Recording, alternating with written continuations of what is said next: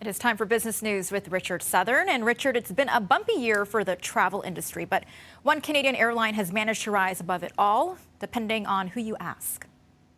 Good to see you, Melissa. That is correct. A big U.S. travel magazine has named best airline in North America for 2022.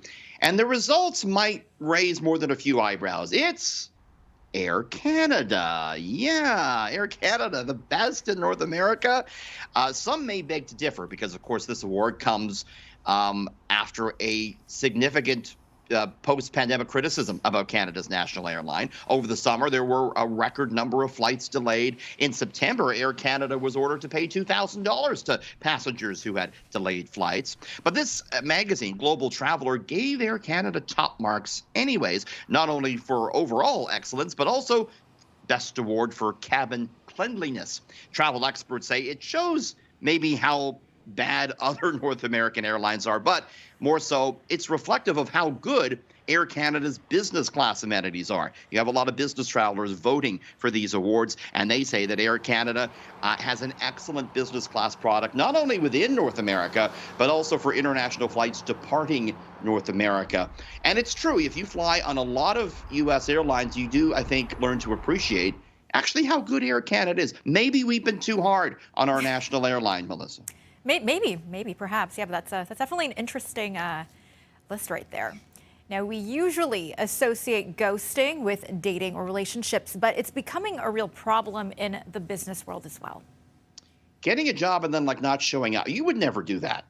I wouldn't do that because, I like getting paid and you need to keep a job and show up in order to get paid. So, yes.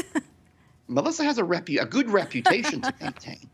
Not so apparently for other people, though. Ghosting is a growing problem in the business world now. Hiring managers say, get this, around 80% of people who apply for jobs tend not to show up for an interview when they get it. And about 80% as well of people who get a job often quit almost immediately or never show up for the job once they're hired. The term ghosting is commonly used in the dating world when someone cuts off communication without explanation. But again, we're seeing that in offices more and more. And the Canadian Federation for Independent Business says this is causing real trouble because, if you're running a business and you're counting on someone to show up for work and they don't, that can cause all sorts of havoc. It can even lead to sporadic closures. So hopefully people think twice about the ghosting in the business world. Now, despite that ghosting trend, more Canadians were successful in finding work last month.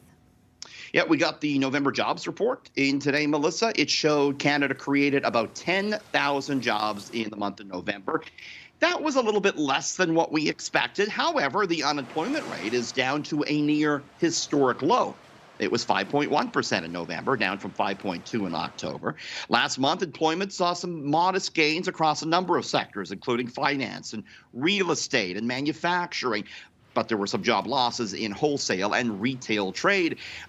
Economists I'm speaking with, the economic experts, say this is pretty much the nail in the coffin. It almost assures that we are going to see another interest rate increase by the Bank of Canada this coming Wednesday.